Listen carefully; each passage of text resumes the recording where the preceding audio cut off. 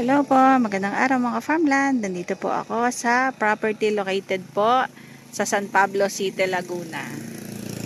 Ayan, ang nakakasako po dito ay ang Barangay San Lorenzo ng San Pablo City. So, ang property po ay ito yung boundary. Ito pong poste ng kuryente. So, pag ganon. Ang likod po nito ay may bakod na. Ayun o, kita po yung bakod, yung pader. May mga fruit bearing po, saging, lansones, niyog at rambutan. So may santol. Yun po ang mga nakatanim dyan. Hanggang dun po sa may antipolo. Yan. Hanggang dun po yung property. Ito po ay 1,200 square meters.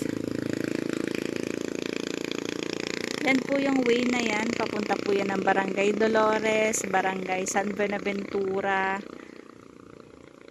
Tapos ang way na ito, palabas po ng Santo Angel.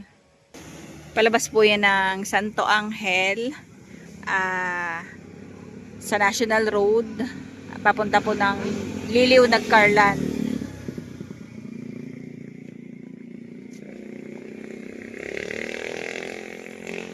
So yan po yung boundaryhan ng property. Ito po may bakod. Bakod pa ganun. Tapos may bakod din po. So ang lalagyan na lang po dito ng bakod is yung harapan. So ang estimated po ay nasa 50 meters. Oo nga. Mga nasa 50 meters frontage po. So, ito.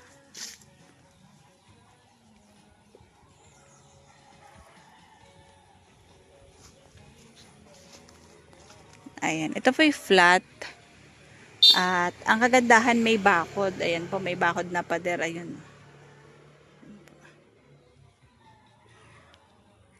Madami pong fruit bearing. Ang lansones.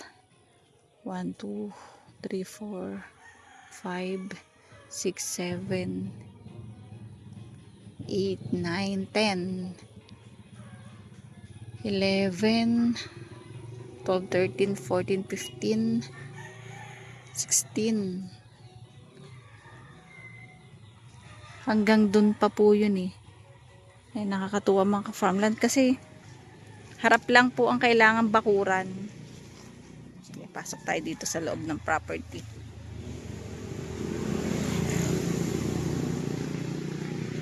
More or less po, nasa 30 po yung puno ng lansones. Tapos ang rambutan ay 1, 2, 3, 4, 5, 6, almost 7 yung rambutan. And then may saging, may santol.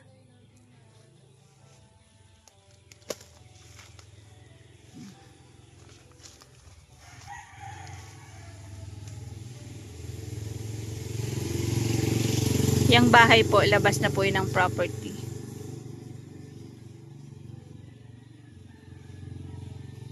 Ayan. Di lang ako malakalapit kasi may kabayo.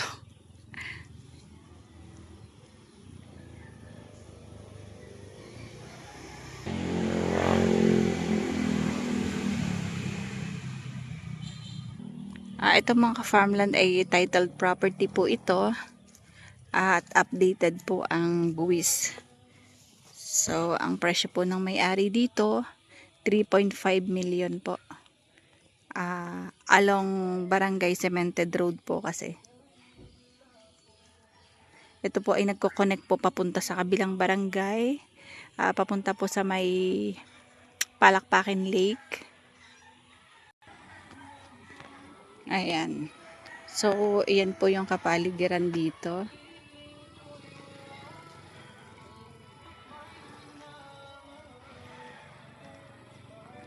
Yan po ang palibot dito sa property. So maganda siya, pwedeng farm lot, bakasyunan, resort.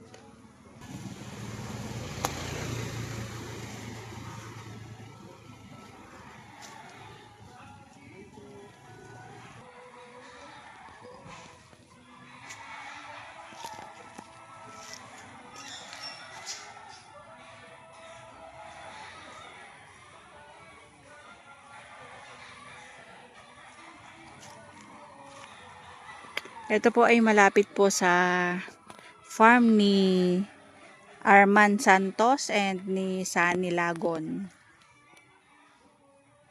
Yung po sa mga mahilig sa manok. Ayan. So, andun po yung bakod. Ang problem na lang po dito, yung bakod is yung sa harapan. Yan. Kasi nga, kung makikita nyo, libot na ng bakod yung gilid. So, ito po yung flat na flat. Patag. Good for business. Commercial soon. Ayan po. At madami pong fruit bearing yan.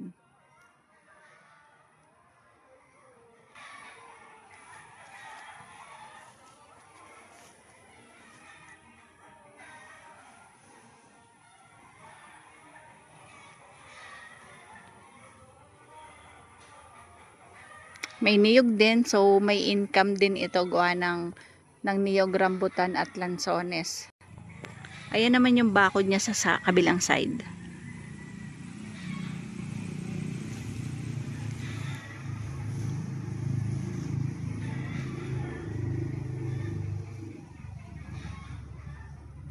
Yan ang mga lansones, rambutan. So, madali lang tong linisin kasi ang mga damo dito is yung malalambot lang. Yung mga ligaw na damo lang.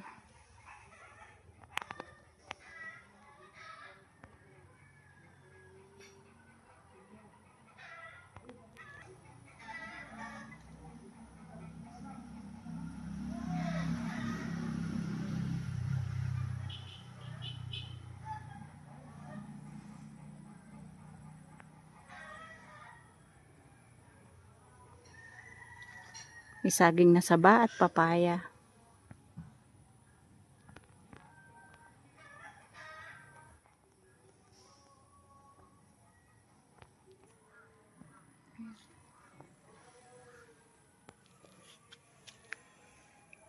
Ito po ay solo titled po ito. Yan lang po yung kalsada. So, para sa mga interested farm lot, ito po ay nandito lang po sa bayan.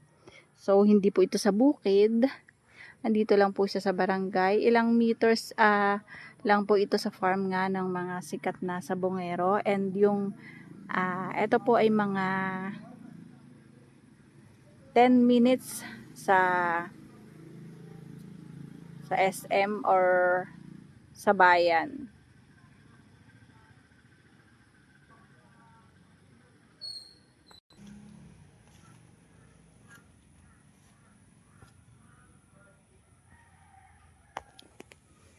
So, para po sa mga naghahanap ng mga small cut farm lot na titulado, ito na din po yung magandang best offer po. And then, para po dun sa mga naghahanap po ng mga malalapit lang sa bayan, sa hospital, maganda na din po ito. Kasi ayan lang po, along cemented road po, aspaltado pa yung road.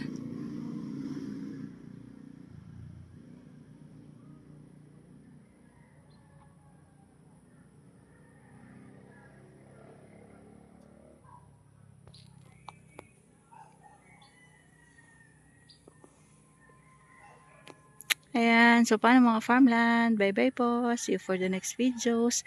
God bless po sa ating lahat. Maraming salamat po sa aking viewers, followers, and subscribers po. Thank you and God bless.